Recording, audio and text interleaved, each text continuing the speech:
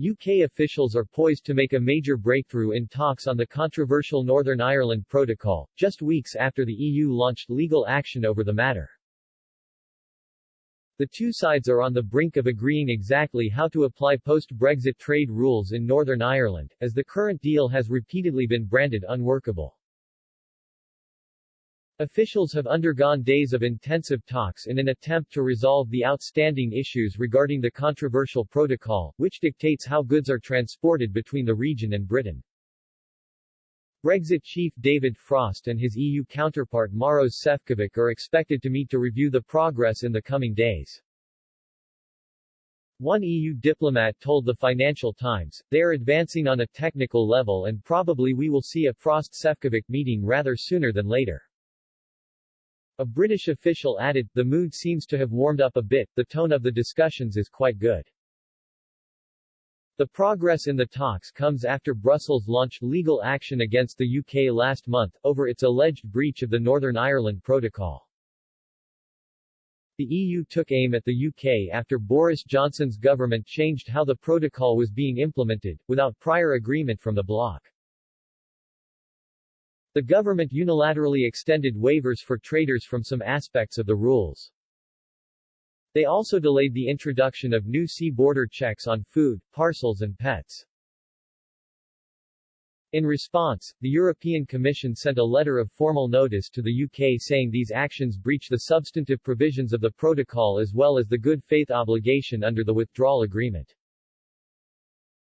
It gave the UK a month to respond, before the bloc decides whether to take further legal steps. If the matter is not resolved, the UK may have to defend its actions at the European Court of Justice. 4:50 a.m. update, Germany's dominance of EU empire tipped to backfire, warning as Eurosceptic surge looms. Germany's political instability could risk the collapse of the European Union as we know it and a surge of Eurosceptic leaders across the bloc, an expert has warned. German economic sociologist and emeritus director of the Max Planck Institute for the Study of Societies in Cologne, Wolfgang Streeck, warned Angela Merkel's departure from German politics could see a catastrophic domino effect for the entire European Union soon. In an interview with Noemi Lehocki, author at the Hungarian left-wing news site Mers, Mr. Streeck said the geopolitics of the EU empire will very much depend on Germany's success. Asked whether post-Merkel Germany will remain a stable country, he said, "The question is what you mean by stability. Will the CDU remain the biggest party? This is likely. Remember what I said about Germany being the prosperity pole of the EU. At some point, the compensation payments Germany will have to make to other member countries may simply become so high that raising the money will cause major domestic conflicts. Then all bets may be off, also because the AfD may return in a politically more sophisticated version." German hegemony in the European Union was and is to a large extent built on promises in which Germany or the EU, largely run by Germany, will not be able to deliver, like for example a Europe-wide allocation of migrants by fixed national quotas, or permanent transfer payments to the Mediterranean countries. 2:55 a.m. update, Europe's COVID deaths top 1 million critical point. Across all 52 countries in Europe, coronavirus deaths have reached over 1 million. By 6:30 p.m., at least 1,288,000 coronavirus deaths were recorded across all European countries. It comes as Maria van Kerkhove, the WHO's technical lead on COVID-19, said, "We are in a critical point of the pandemic right now. The trajectory of this pandemic is growing exponentially. This is not the situation we want to be in 16 months into a pandemic, when we have proven control measures."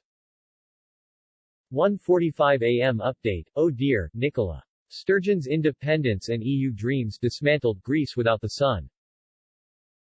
Nicola Sturgeon's separatist dream is nothing but a tartan fantasy which will cost Scotland £26 billion a year and leave it in debt to the tune of £300 billion, an economist has warned. Professor David Blake said Scotland's First Minister will not be able to rely on the European Union to bail the newly independent nation out, while stressing it could take anything up to a decade to join in the first place. The professor of economics at City, University of London outlined his arguments in a new paper published on the Briefings for Brexit website entitled, The Fantasy Economics Behind the Case for Scottish Independence, published barely 3 weeks before Scottish Parliament elections, in which current polls suggest the SNP is likely to gain an overall majority. In his report he outlines the multiple economic and social benefits of remaining in the UK, including the redistribution of wealth resulting from the so-called Barnett formula, under which public spending per person north of the border was £11,566 in 2019-20, 17% higher than the UK average. 12:30 am update, Verhofstadt attacked over farce of EU's democratic values after rant against Orban. Guy Verhofstadt's attempt to interfere in Hungarian politics has been torn apart by observers who said the Eurocrat was illustrating the farce of so-called EU's democratic values with his rant. The Belgian MEP took to Twitter to hit out at Viktor Orban, accusing him of a power grab. But Twitter users were quick to dismantle Mr. Verhofstadt's pro-EU argument. One person wrote, "Guy, you're showing your true colors and illustrating the farce of so-called EU's democratic values. It must remain the choice of the Hungarian electorate to decide if Orban's government should remain, or if they should vote him out." The Hungarian Prime Minister has for years been embroiled in a series of struggles with Brussels over its policies. 11:35 p.m. update, Boris Johnson told up your game and listen to shop floor in Fishing Row.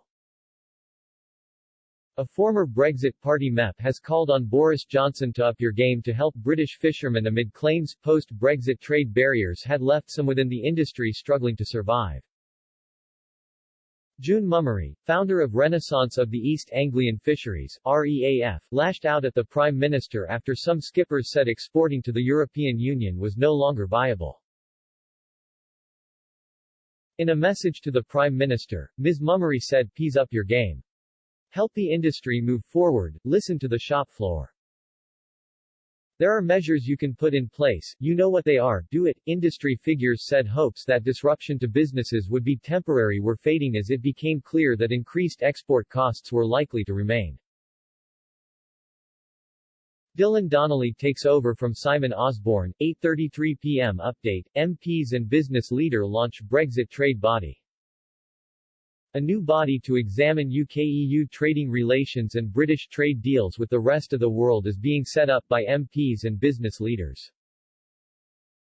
The cross-party UK Trade and Business Commission has been co-convened by Labour MP Hilary Benn and Virgin Chairman Peter Norris and launches on Monday.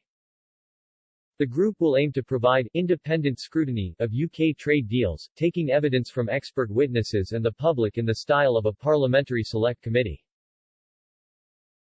The Commission said it will hear from a broad range of voices representing the different sectors of the UK economy, from financial services to manufacturing, and from across the political spectrum. 6:32 p.m. update, former Brexit Party MP tells Boris to up your game. A former Brexit Party MEP has called on Boris Johnson to up your game to help the British fishing industry in the wake of Brexit. June Mummery, founder of Renaissance of the East Anglian Fisheries, REAF, said, "Please up your game. Help the industry move forward, listen to the shop floor, there are measures you can put in place, you know what they are, do it." 5:22 p.m. update, Brussels pleads with U.S. over Buy American scheme. EU bosses have proposed a 6-month suspension to crippling tariffs on trade with the U.S. as the bloc struggles to win over Joe Biden to end the transatlantic tensions.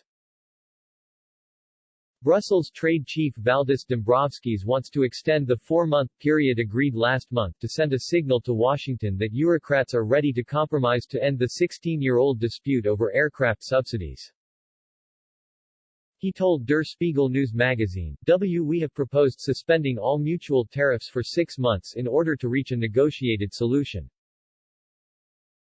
This would create a necessary breathing space for industries and workers on both sides of the Atlantic."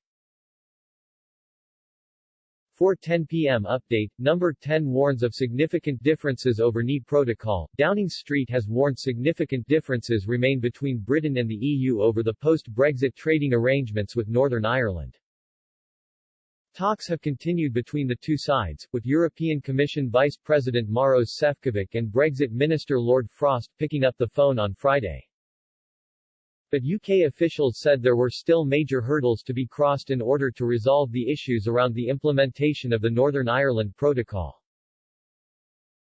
Anger at the post-Brexit trading arrangements, which have effectively created economic barriers with the rest of the UK, have been cited as one of the factors behind violence that has erupted in loyalist areas of Northern Ireland in recent days. 2:30 p.m. update, Eurostar on brink, UK told not to fall for cheeky demands as firm is French-owned. Eurostar remains in turmoil as the government continues to hold back on offering support. The company has until June to repay £400 million €450 million loans that it took out to bolster a collapse in revenue after passenger numbers plummeted during the pandemic. One government source said last week that the tunnel and the rolling stock are there. Someone would take them on, even if the company went to the wall. They added, there's no appetite for bailing them out at all. It is believed Eurostar has already faced a 95% fall in demand as the pandemic continues to make travel restrictions necessary. 1:15 p.m. update, Boris says talks with the EU over Northern Ireland have been constructive. Boris Johnson's spokesman has said discussions with the EU on the Northern Irish Protocol have been constructive but significant differences remain. He said technical engagement with the EU in relation to the protocol has continued in recent days.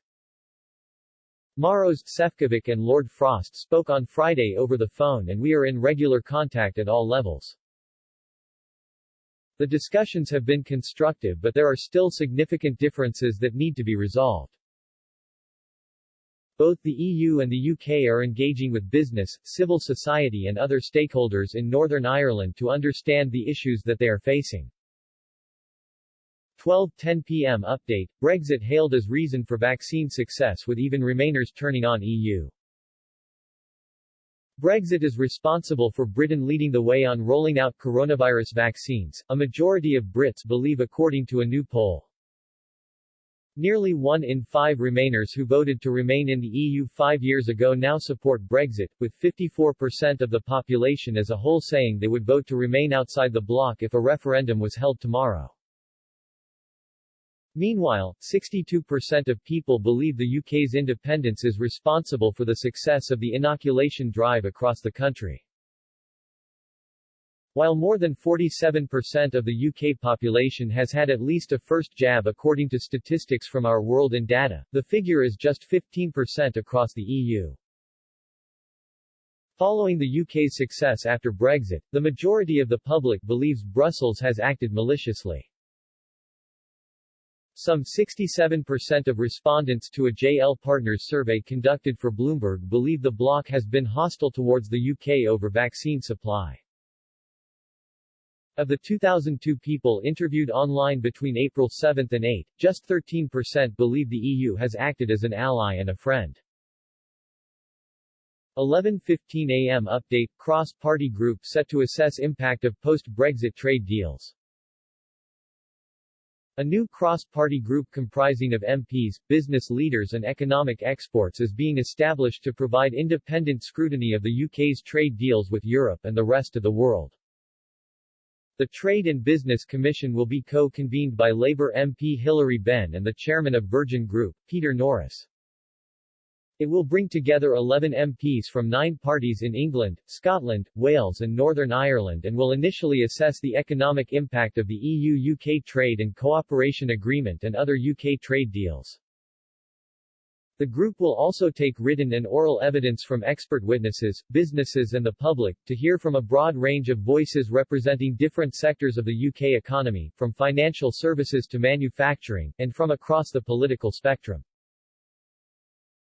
Mr. Benn said, the latest analysis from the Office of Budgetary Responsibility has laid bare the economic consequences of the UK's trade and cooperation agreement with the EU, and the long-term implications for wages and growth.